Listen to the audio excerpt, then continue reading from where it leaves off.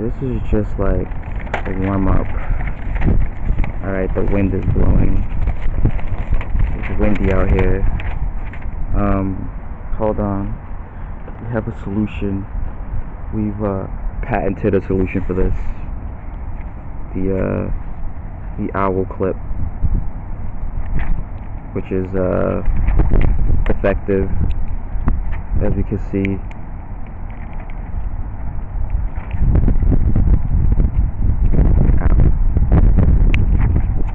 You know, art isn't all you know, glamour and drawing or whatever. Some of it is a little bit of pain, and that was, you know, the pain. We have a defective art clip. You know, the wind was blowing, it was taking the paper. We had a solution, but the solution wasn't ideal, but it does work, as you can see now, you know. But also the wind stopped, so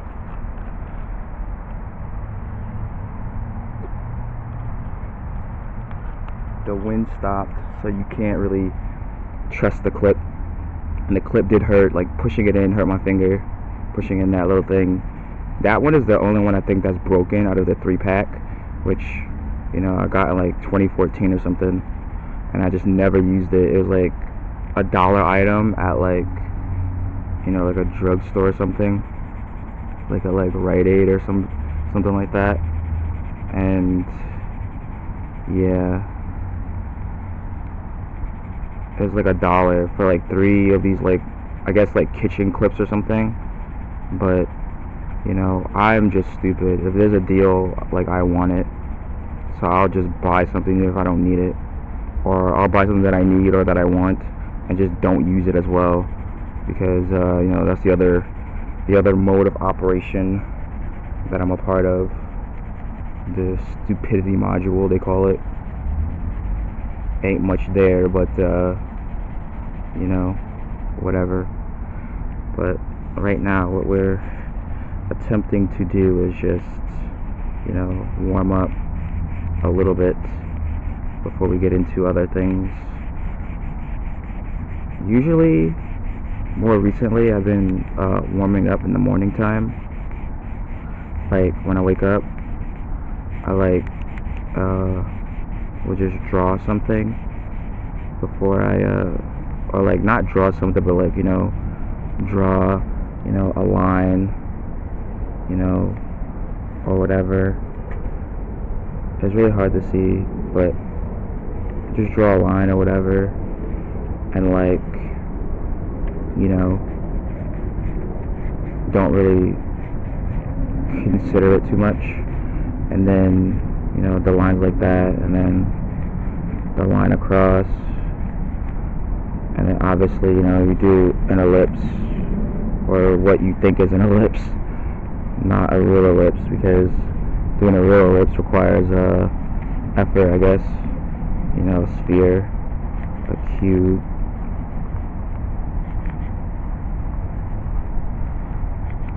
and whatnot. And I just do all of that. Usually, like, every morning I do that. I'm testing out this pencil. Like, this was in the house somewhere, and, you know, one of the, like, the most insane things, like, when you go, like, cleaning up, is that you always, like, find, like, pens and, like, pencils and stuff like that you can use to do, like, for, like, art and stuff, or just, like, to practice. Because, you know, if it's, like, something that you consider to be, like, valuable, it's harder to use it to practice. Like, I have a bunch of sketchbooks that is just like, oh, I'm not drawing in them because, you know, there's like an expectation on them. And then, like, you know, you clean up the house and you find this, like, doodle pad, this med doodle pad, which when you go online and try to, like, find one, they're either none or they're all, like, licensed versions, like Garfield or Toy Story, for like $20 and $20 shipping. It's like, bro, like, come on, bro. It's literally paper. Like, you can get paper anywhere, almost. Like, let me have it. But then I probably wouldn't even use it, because It's like, oh, it's Garfield on it, or it's freaking Buzz Lightyear from Toy Story. So like, why am I gonna use it now? It's memorabilia, like the Dragon Ball Z book. Like, oh my god, that book is so cool. There's Piccolo on the front. Well, now I'm never gonna write in it because there's Piccolo on the front. You know, like, but like this book, I'm not really like precious about it, and my other sketchbooks that I have with me are not really precious either, and that's good because then it allows you to just like, you know, grind and actually try to accomplish a goal to get better. But it's essentially the warm-up. I've never done like a video like this before where I like talk and draw in this way. I've done it like digitally, like probably like, you know, like streaming or something, but I never have done that in this method where I'm like outside talking or whatever. And this microphone is actually probably like really garbage, but I don't know. I'm really into like garbage recordings, garbage video, you know, I don't know what they call that, like lo-fi I guess, but like I really like that type of stuff because like I feel like technology has gotten to the point where like everything is so pristine that there's like no characteristics of anything anymore. Like it's just all so clean that there's like no like discernible like value of it. It's like when people can like buy a microphone, yeah, you can tell that we're outside, but when people can buy like a microphone and sound like each other or have like the tones where they sound almost identical, where if you close your eyes you wouldn't know who you were listening to, I think that at that point we've gone too far, because it's like, yeah, you know, like the algorithm and stuff like that doesn't reward you for being like innovative or being too out there usually, and you know sometimes you could beat it, you could beat the algorithm, but for the most part it's ignorant to say I don't understand why they are, you know, adapting the commonalities of each other. But I really wish that it wasn't like that, because you know we just lose out on so much creativity and so much like, you know, unique and difference of opinion, because we have a machine telling us what telling people what to like, and then you have those people that are being told what to like thinking that they're like forming an original thought because they like the thing that the machine said, here, like this. And then the people that are not receiving the likes feel as if though, well, why am I not receiving it? Maybe I need to copy this guy. And then they do copy that individual, and it, you know, it can work out, it may not work out, but from what I usually see, apparently people always say like it does work out for them when they imitate somebody else, and then suddenly, you know, they're selling you something. They're selling a book on how to imitate brain rot content, which, you know, do what you gotta do, I guess. You know, I think the concept of like brain rot is like really funny as well. It's like a really like comedic experience, if you ask me, because like, you know, everything doesn't have to have a purpose, but I guess there are things that are explicitly making you dumber. But, you know, is that necessarily the worst thing? Probably.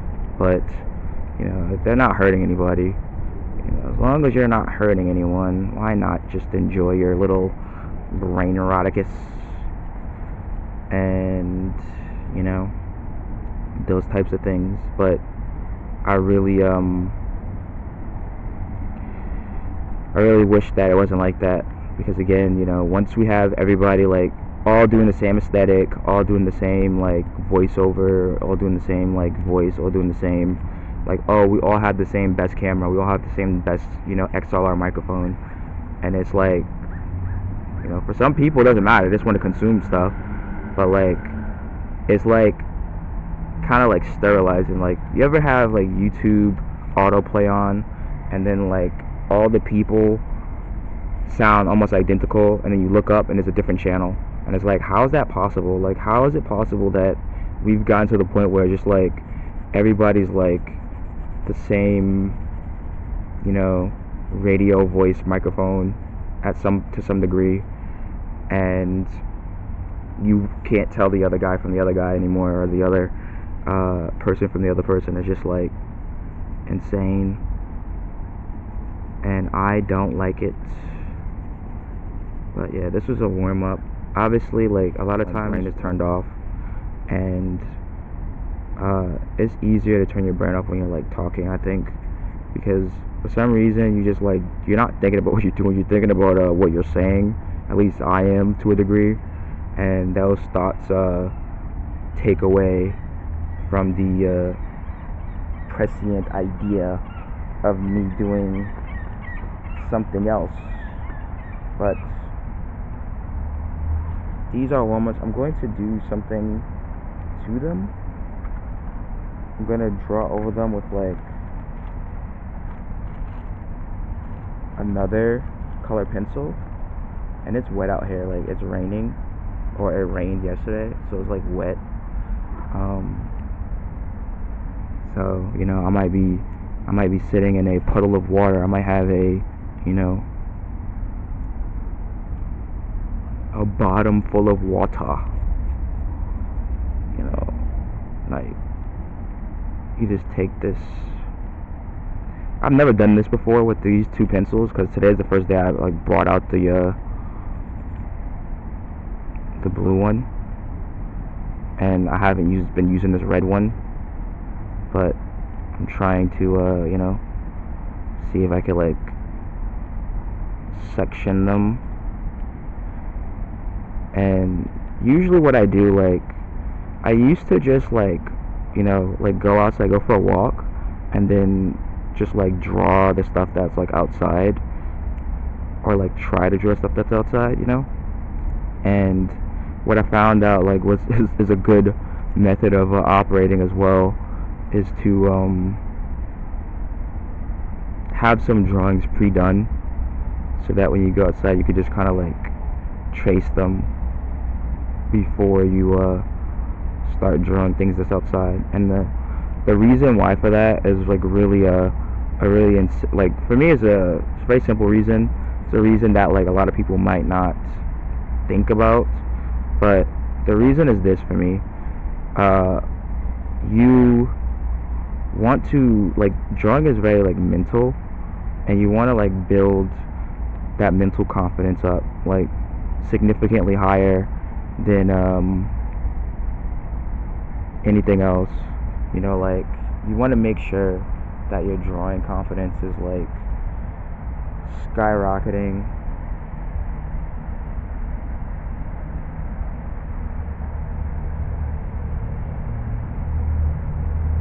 Sorry, I had to do something really quick.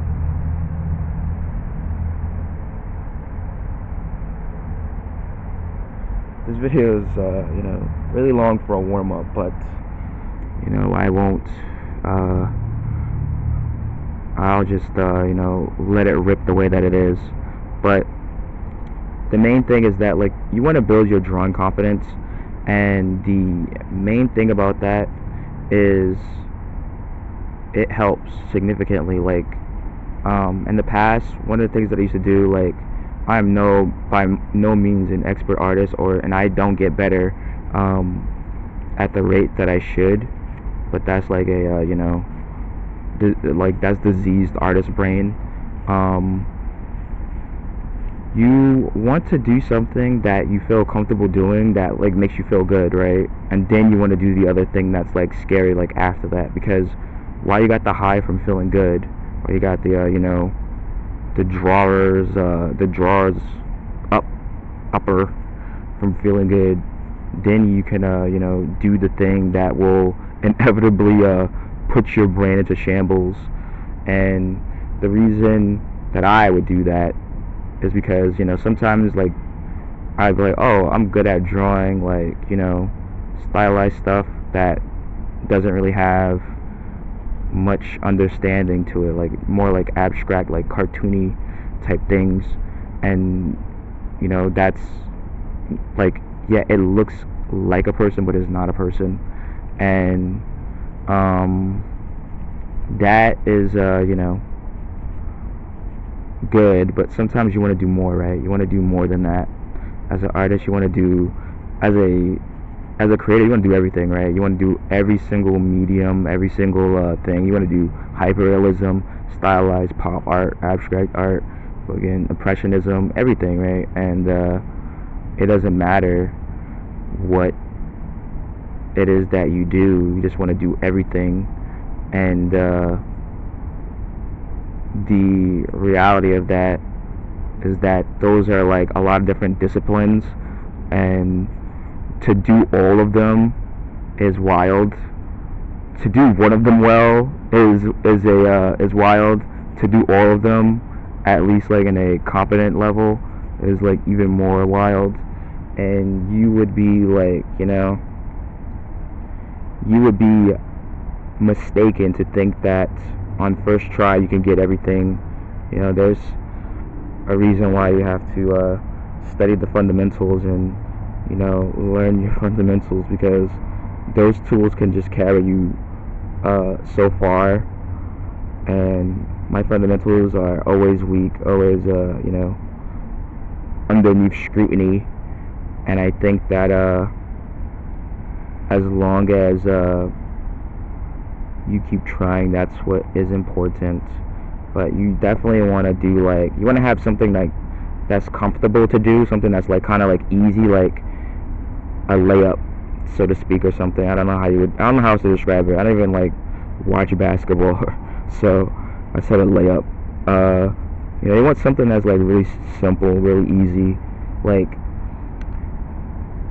standing up or something, right? Like having a drawing pre-drawn for your warm-up is like, standing up, and then you can like go into the harder thing after that, so that way you can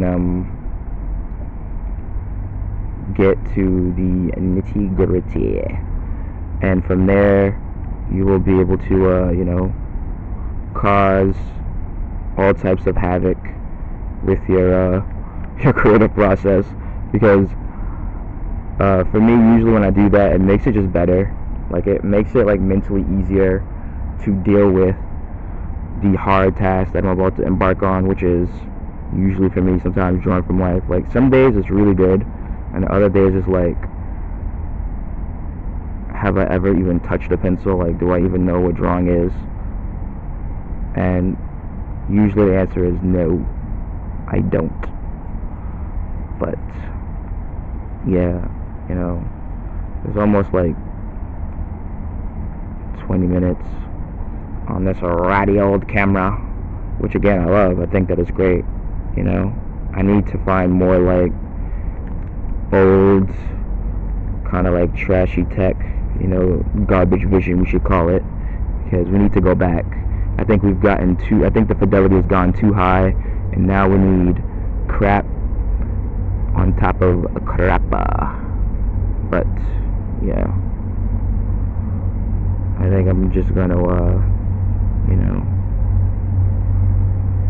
figure this out.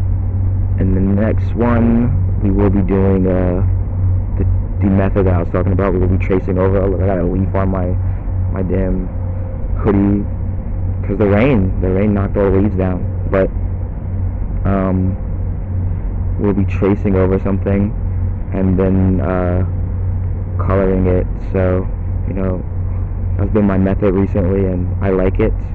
And then I'll do something that I see, whether it be like an expression or a blind contour drawing, which is really hard to do because my eyes do not like listening to my hands.